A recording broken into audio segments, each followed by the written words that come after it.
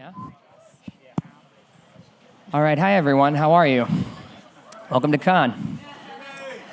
So before we begin, first things first, for those of you who don't know, today is actually Neurodiversity Pride Day.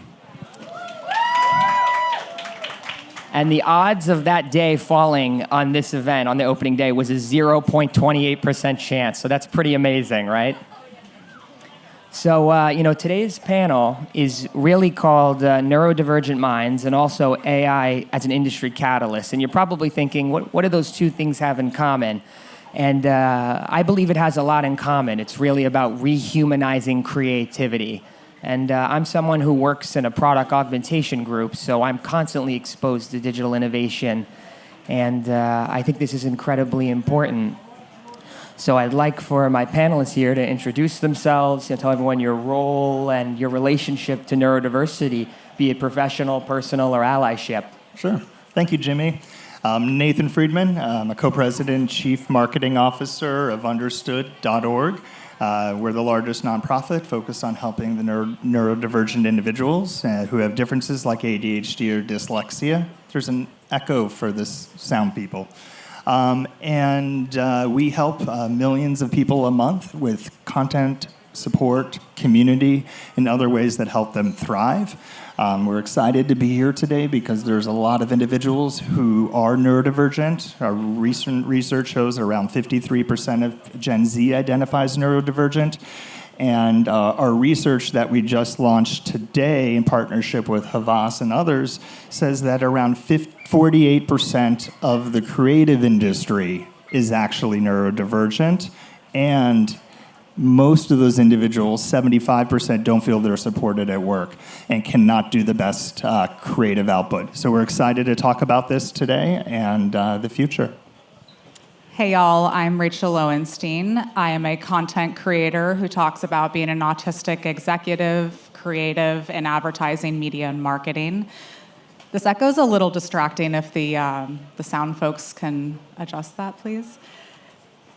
I'm also the co-founder and chief creative officer of The New Project. The New Project is an experience agency that focuses on reimagining experiences so that all minds can shine. And we do that through the lens of neuro-inclusion, but we also just talk about this work through the lens of mental health, mental well-being, through workplaces, events and experiences, and creative projects.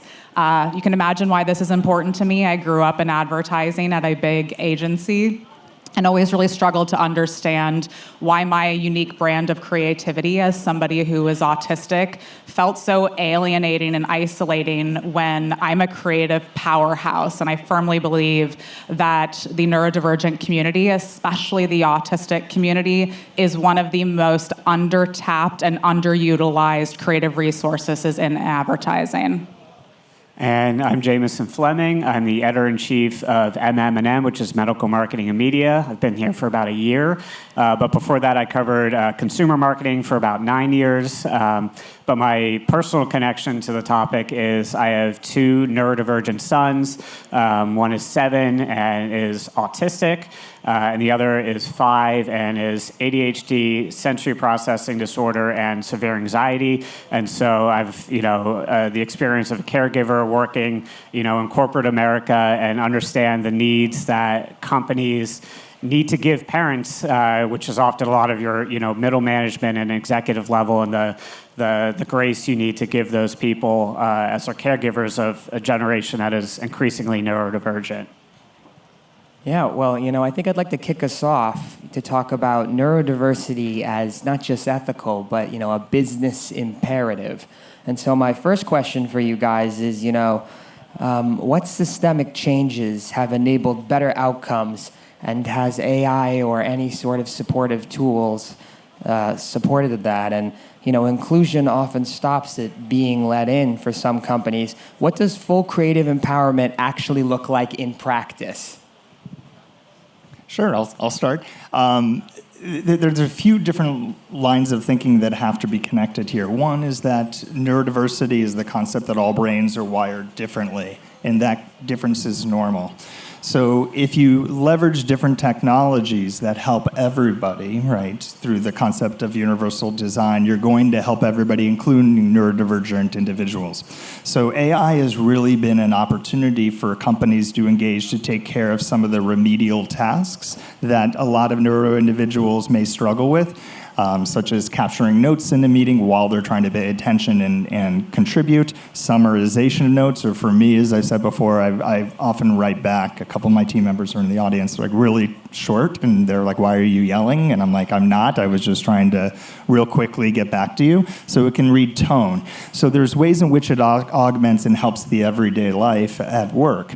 The second string is really leveraging AI to jumpstart creativity, right? Neurodivergent minds have the ability to connect dots in ways that others don't.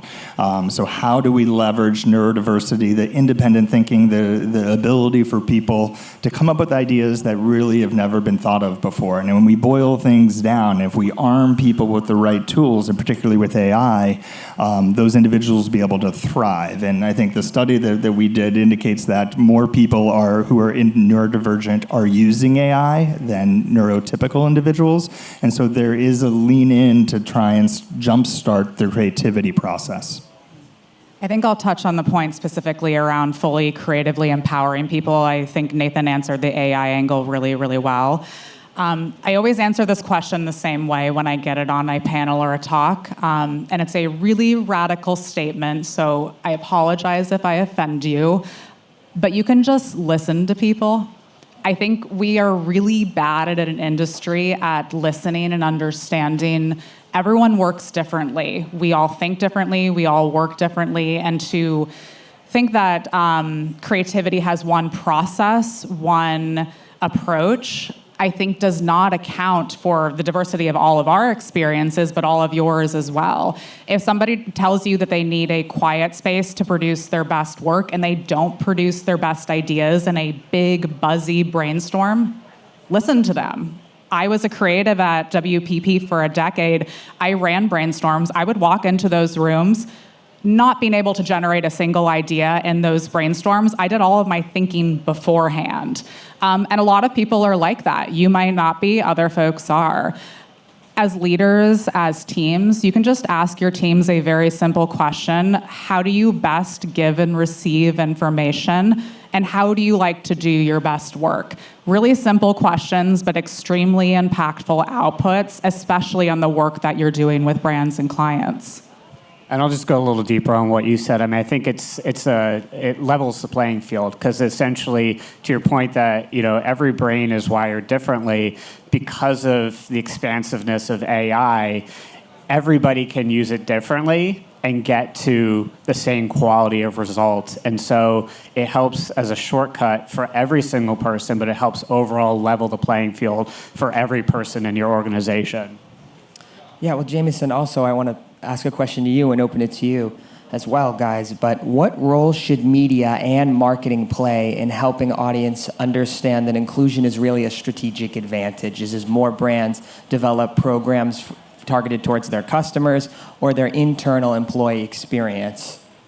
Yeah, I mean, look, inclusion is a winning playbook no matter which segment of inclusion you're looking at. I mean, I think this industry has made a lot of strides in being more inclusive from a racial and gender standpoint in their marketing, but you don't really see portrayals of neurodivergency really across any media, whether it's TV, movies, or advertising. And so, there's more studies than you can count on why inclusive marketing often leads to better business results.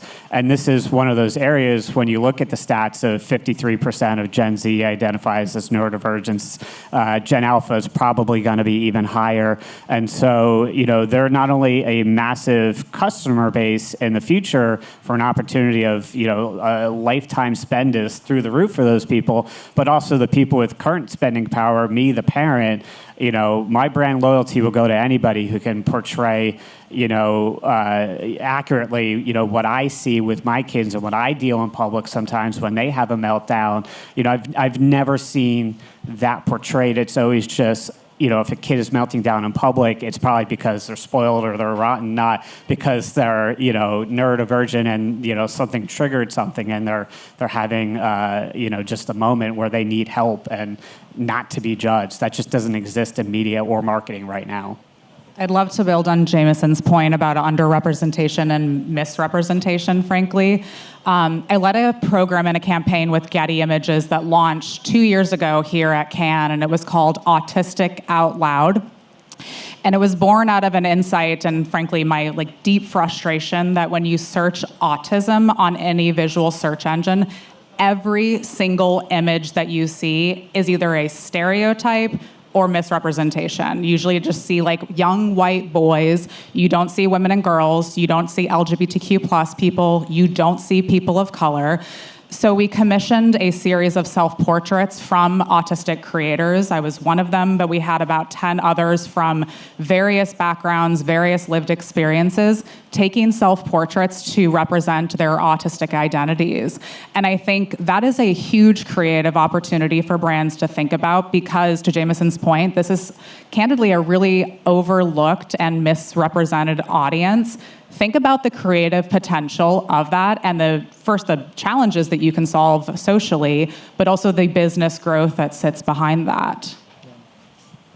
There's also another couple angles to look at. Yes, it's an overlooked audience and not included in a lot of marketing efforts. But if you look at it from the organization or brand perspective, agencies have an opportunity to solve creative challenges more efficiently, effectively, and more creatively. That in turn yields better outcomes for the agency and more theoretically purchases from the client for the agency. The agency looks good for that CMO. The CMO is an opportunity to tap into new audiences, right? That's a revenue opportunity for the CMO, new market extension, et cetera. And then by engaging neurodivergent employees at work constructively and holistically and authentically, you actually lower turnover, increase productivity, and demonstrate the value of this neurodivergent thinking. So there's a win for the brand, there's the win for the CMO, the win for the agency, and the win for the work. Jameson, as a father, you mentioned, the perspective around your kids. But, how can campaigns or media humanize these experiences instead of stigmatize them? Yeah, the obvious example I go back to was created by Havas, which is the Vanish ad from a few years ago. For anybody who hasn't seen it, it's a laundry ad, a detergent ad that shows, characterizes or, really shows, what it is like to, A, have autism, and B, be a caregiver of somebody with autism. And it's the only time that I have ever felt looking at media that my son showed up in media. He has 80% of the behaviors that the girl does have in the ad. And it was just so uplifting to me to see that. But, I think it's also just, small nuances here and there. I think often when we see autism portrayed in media, it is often, nonverbal kids. It's often more of the, extreme isn't the right word, but, more of the people that, you don't see it necessarily in their behaviors all the time. And so a lot of, a huge segment of neurodivergency is people who, you don't notice it immediately, and none of those behaviors show up in media at all, and it's something that I would love to see happen more often. It's almost like we go to the extremes of pity porn or inspiration porn, and there's no normal experiences in the middle. Exactly, that's what I was going for, thank you. Yeah, a nice little reference before lunch. Just a show of hands here, is anybody neurodivergent or has a child or family member who's neurodivergent? Does anybody know anybody with ADHD? Interesting. Different hands went up. It's all the same thing. But there's different severity levels, and a lot of people don't connect the dots. And with more than 53% of people, as we said, of Gen Z, that generation identifying as neurodivergent, that is going to be the future of work. And there's different severity levels, and a lot of people suffer in silence at work in particular, and they don't bring them best selves to work because the environment won't allow them to do so. Yeah, as we're just talking right now, I actually want to ask you guys a separate question around co-creation, the importance of co-creation as companies explore this topic, as they develop programs. Havas always says it's incredibly important that you invite people to the table, or you risk, speaking on their behalf. So can you each talk about the importance of co-creation as brands explore neurodiversity?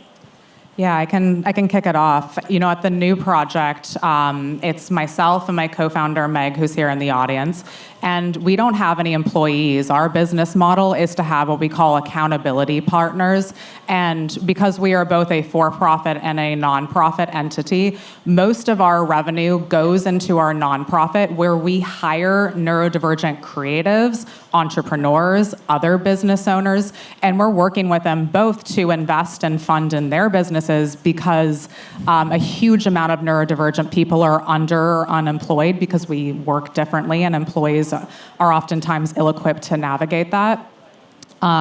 But we're also able to tap into their insights, their lived experiences, because neurodiversity is very diverse. What I need as somebody who's autistic is very different than what my husband might need who has ADHD, right? So when we talk about neurodiversity, it is absolutely crucial that you are leaning into co-creation and having those accountability partners who not only have different expertise, whether it's experience design, creative design, but also have different lived experience through their diagnoses, their disability, et cetera. And it's important not to have tokenism or use somebody and say they. It needs to be brought into the ecosystem at the front end. Havas has partnered with Understood to help do a lot of that creative work and that hard work up front. It's not something that a brand can do, flip the switch, and all of a sudden they're neurodivergent friendly. It takes time, it takes effort. And for that authentic engagement for brands, a lot of times we work with organizations to help internally familiarize what that means. How do you ensure that everybody understands what and how to help the neurodivergent community? And 3, what does that mean in campaigns, right? Something I think, Rachel, you and I talked about a while ago was a kitchen set that was incredibly clean, and this is all families. I'm like, I don't cook for my family, and it does not look like stuff is everywhere. And the perfect kitchen is not that clean kitchen. So how do you have authenticity both inside the organization, whether it be the brand or whether it be the agency or organization? And number 2, how do you then move along on a journey to be authentic supporters? And that then inevitably shows up in the work. That shows up in how your talent is received and how they rate the organization. And it also protects you from outside organizations saying you're doing things inauthentically. Because the last thing you need is to put a ton of effort into things and then have somebody come up and say, that was just performative. And so that's why a lot of the times companies do this type of work, not because it's performative, but because it's the right thing to do, and there's clear business opportunities, and there's clear outcomes that help all. Yeah, and kind of getting back onto the topic of creativity that goes beyond artificial ways of thinking. Right now we're at such an interesting time. Most of the companies here at Cannes are actually talking about either AI offerings, automation. This is a real hot button issue where some people are all for it, some people are skeptical, and some people view it as the next great creative emergence. But my question is whether it's from a media, a professional neurodiversity lens, or even as a parent, where do you see creativity emerging in places that machines can't quite reach right now? We see creativity as a superpower that's an overlay onto AI at this point, right? People who are neurodivergent have that ability to be more creative. AI, at least understood its way, has opened the door to accelerate and facilitate a lot more of that creativity. So we've had a lot of AI first relative to chatbots and understanding different nuances in organization. We're becoming an AI first organization, so there's a way in which to jumpstart and fuel a lot of the efforts in creative programming and initiatives that are primarily awareness-based driven initiatives. And I think there's opportunities for organizations to embrace AI in what they do, because there are clear benefits for those who are neurodivergent as well as benefits for the work. Yeah, I mean, listen, I don't think I'm saying anything unique or novel when I say this, but obviously most AI models are not being built by autistic people, neurodivergent people, and therefore they're going to have a very maybe linear, neurotypical way of processing information. My greatest skill set, and it's something that I do in my other business where I unpack culture for brands, is web thinking. I can spot patterns in culture that some of my peers can't do, and it's why I work with really big businesses to understand what's happening in culture for brand growth. When I use ChatGPT, it can't think like I do. It can help be like my neurotypical bestie and help give me information, proofread my emails, make me not sound so blunt in emails, but it can't do the creative thinking that I do, because that's a unique skill that I have as somebody who's autistic. I can web think, and maybe in the future we will have AI models that are maybe modeled more how off of neurodivergent people process information.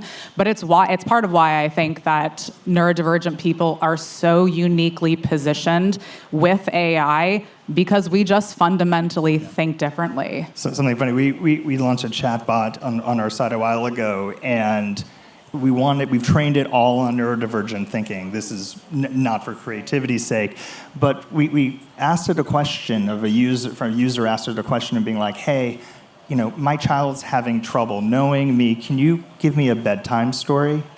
It wrote a bedtime story for that mother in 3 seconds. It already knew where their child lived, where their teacher was, and both parents. It's kind of scary where things are going. Right? And that's a gated off community, but it embedded what that child needed to thrive. Though that's the future of where things are going. There's an overlay of the human connectivity. Like Rachel, I can connect dots and see things that maybe people don't want to see, which probably made us both very successful at agencies in previous lives. But there's that innate future that we need to embrace. It's how do you embrace it, and then how do you leverage the power of human on top of that? Yeah, it's harm mitigation. That's how I think about using AI, is how do you mitigate some of the harms that you have as a neurodivergent person and just outsource all of that, frankly, bullshit out to AI. And Jameson, in the media and journalism industry, I assume you're seeing a lot of conversations around Gen AI as well, right? Yeah, I mean, it's interesting for us because it becomes an ethical thing of okay, how much can you actually use as AI as a journalist? And I mean, what we're finding in journalism is it's very minimal. It might be, proofread the sentence for me, but I mean, there's no long form creation happening in Gen AI right now, just because ethically it would be deceptive to your audience. And so from a generation and use standpoint, we're using it for minor things that we feel like are within the bounds of what we can do, but it's still something that is fairly off limits to us. Rachel, you touched on how many AI tools and systems are built around neurotypical inputs, that linear way of thinking. My question, the next one for the panel, is what do you wish engineers and designers knew more about inclusive interaction? And just to give an example, Apple's June accessibility update on the iPhone this month will now include a feature for people who, if they don't want to use their voice, whether they are neurodivergent or they just don't have their voice, similar to Face ID, it will learn your face, like your voice, and it will speak on your behalf for your phone calls. And these are the kind of innovations and ideas that are going to transform the neurodivergent talent space globally. Yeah, I think I'm going to steal with pride from something that my business partner, Meg, spoke about this morning on another panel. What I wish that engineers and designers would think about in this space is that it's not the big splashy things that we need to solve right now, right? It's like the micro issues of everyday life that are wearing us down. I think the Apple example is a really simple one, right? If you struggle socially to make phone calls, if you are nonverbal as an autistic person, that is a very tangible thing that is going to help your life. And maybe for somebody else, it's like, oh, that's kind of random and weird, I don't get it, but cool. But for somebody else who has a disability, that is going to change their life. So I think when you're thinking about user experiences, thinking about those mundane, simple things that are wearing people's humanity and their hearts down, that is innovation, that is creativity. Sure, the big splashy things are nice, but what really changes people's lives are those simple things that wear them down every day. Could not agree more. It's those simple things. Sometimes it's called lowering cognitive load, context switching, like those little things every single day that just build you, that you need to do, but that really take you down. So how do you focus on inserting AI constructively, not just game changing, but helping calendar, right? There's some certain software now that you get an email, it automatically puts it in your calendar so you don't forget. Whenever I get an email, I am horrible at adding it into my calendar, sending the meeting invite, sending da-da-da-da. But if you have all that automated, it just takes all of that processing capability and I can put it toward creative solutions. And I mean, another thing I want to add here is I think sometimes we forget that it is such a massive spectrum that there are so many things to solve for. And to your point, I mean, cognitive load is such a big one because my wife is also neurodivergent, which I probably should have mentioned. And so, I see it with her. I mean, the little things that I've noticed in Apple that she's taken advantage of has made her life so much less stressful at times because so many things are just automated in ways that you didn't notice they're now automated, but it just makes it a tick easier every day. You're an MVP for living in a fully neurospicy family. Truly. Yeah, one question I also wanted to ask is before we go to Q&A, what's one thing that a company did from hiring to meetings to make your creativity thrive, whether it be for you, your employees, or people you know? Yeah, I think, when I was at WPP and Mindshare, I always credit my success in this industry with having leaders at the most senior executive level who just listened and trusted me. When I got my diagnosis in 2020 at the age of 30, you can imagine that quite literally upended my life. And this is not a normal experience. I felt really comfortable going to my leader at the time, disclosing my diagnosis, which they were like, oh yeah, that tracks. I was like, why did nobody tell me? And telling them this is what I need to do my best work. I needed to work remotely, which obviously we were during COVID, but that continued. I needed certain things as somebody who was flying around the world, giving talks to clients, and they accommodated all of that because they knew that I was going to do my best work for them, but they needed to give me the accommodations to do so. And I think if you're going to leave with anything from this panel, going back to what I said in the beginning, just ask people that question, how do you do your best work? And you're probably going to get maybe some interesting answers that are going to be free or easy for you to implement. Yeah, and I want to add on to the return to office point because I think the advertising industry itself did a lot of work to varying degrees of success to make the industry more diverse, more inclusive, not just a neurodivergency, but racially, gender, and return to office is undoing a lot of that because statistically speaking, the first people who run for the doors when you put in an overwhelming return to mandate office is women, people of color, neurodivergent, because they're often not accommodated in the new return to office. So if you are going to put in that 3 or 4 day mandate and you aren't thinking about, okay, well, we should add an extra 10 quiet rooms in the office because some people just need to spend literally half their day in a quiet room to do their best work. You're going to lose those people and you're going to undo all the progress that we've seen in the last 5 to 8 years. Hey, I'm going to say there's a bunch of brands that are doing great things. And in different spaces, a lot of the dots are connecting. But one thing that is consistent is the driving of awareness about neurodiversity, neuroinclusion. I mean, thank you to Havas for hosting this panel, for one. But there's a ton more conversations happening now about neurodiversity than there were a year ago, and then a year ago, and then a year ago. Right? You can think about HOK, and they launched a center to help create neuro-inclusive factories and neuro-inclusive work environments, work-inclusive stadiums. Think about the Philadelphia Eagles. Their mascot is autistic and has headphones, and they have sensory rooms, and they just launched a huge fund. There's a lot of organizations and brands that are stepping up because this impacts nearly 100% of the population, and that is something not to forget. So if I can please ask one thing to take away is that neurodiversity is neurotypical.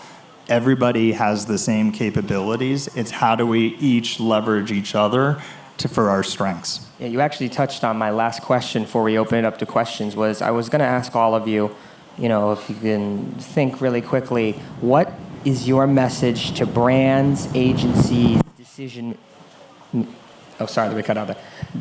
makers who are hesitant but want to invest in building for difference?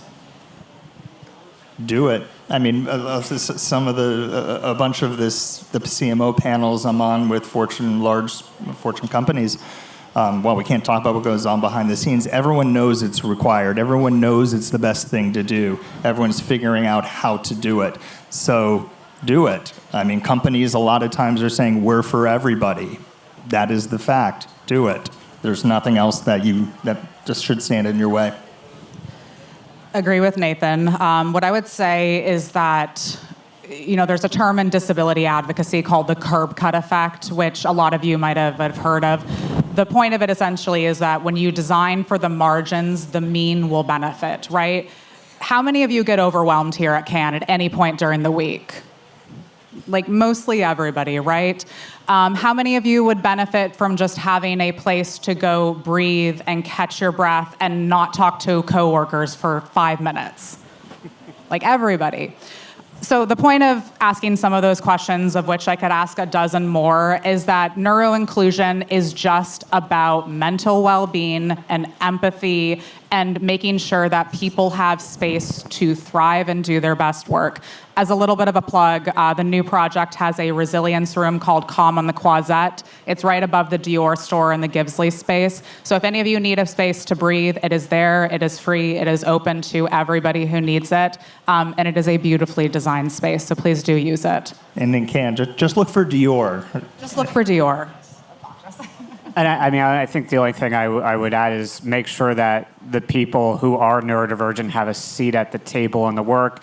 As we're tying it back to AI, if someone who's not neurodivergent has no experience in that world tries to put a prompt in to start getting ideas of how it shows up in a campaign, they're probably not going to be as effective as someone at this couch would be at doing that. And so AI probably is not ready for this, and so it takes the right people putting the prompts in to get there. Yeah. I'd love to open it up to the cafe for questions. If we have any questions from the audience. Yes, you. I'll bring it to you. Thank you. Hi, my name is Rachel.